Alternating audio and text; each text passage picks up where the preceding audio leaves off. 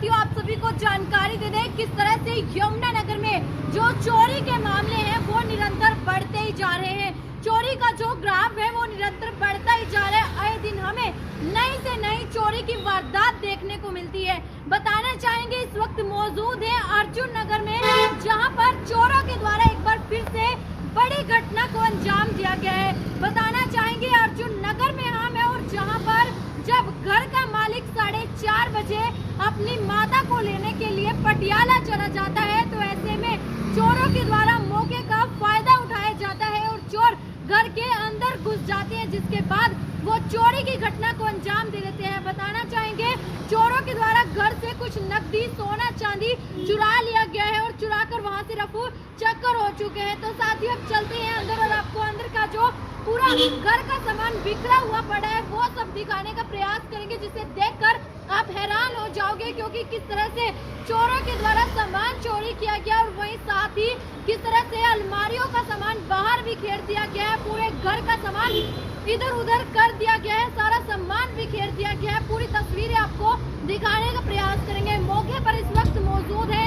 और लाइव तस्वीरें आपको दिखाने का प्रयास कर रहे हैं। तो साथियों चलते हैं अंदर और दिखाने का प्रयास करते हैं कि किस तरह से चोरों के द्वारा बड़ी घटना को अंजाम दिया गया है। हालांकि चोर जब घर के अंदर एंटर कर रहे थे तो ऐसे में वो सीसीटीवी फुटेज में कैद हो जाते हैं, वो भी आपको दिखाने का प्रयास करेंगे और घर के मालिक से बातचीत करने का प्रयास करेंगे कि कितना नुकसान हो चुका है, कितनी सोने, चांदी, नकदी यहाँ से चुराई गई है, सब कुछ अंदर जाकर जानने का प्रयास करेंगे।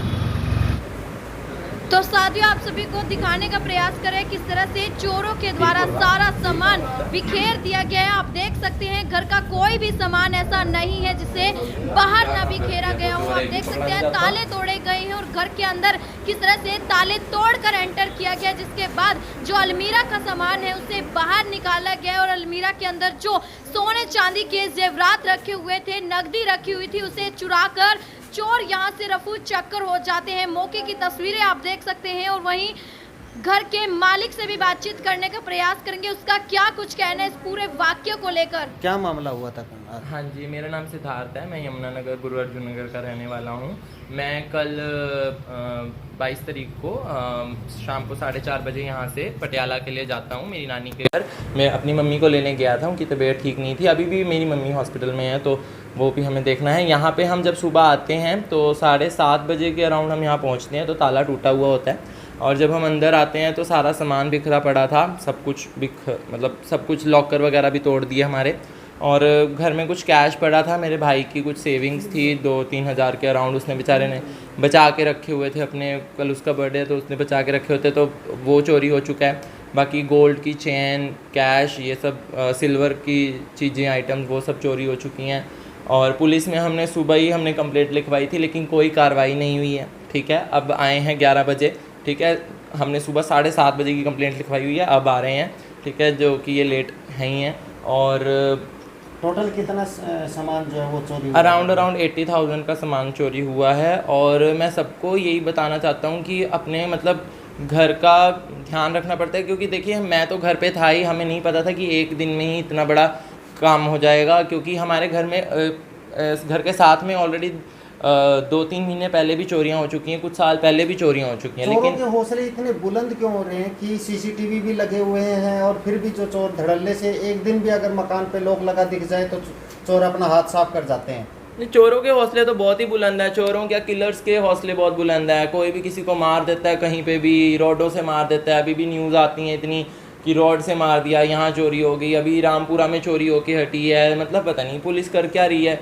सवाल यही है कि पुलिस कर क्या रही है। ठीक है, क्योंकि देखो तनख्वाह ले लेते हैं, कहते हैं हम लोग, फिर कहते हैं हम लोग बुरे हैं, सरकारी तनख्वाह ले लेते हैं और काम तो कुछ करते नहीं है, सिर्फ एक रिपोर्ट लिख देते हैं कि हाँ जी आपके यहाँ पे चोरी हुई है, लेकिन कुछ काम तो नज़र आता नहीं है। एक भी चोर अगर पकड़ा गया हो, हाँ CIA की टीम जो है वो उसमें की है, जो ये दारू तस्करी वाले हैं इनको पकड़ लेते हैं क्योंकि वो लोग पकड़े जाते हैं और चोरों का इनको नामो निशान नहीं मिलता है कोई भी कि हाँ जी चोर पकड़े हम।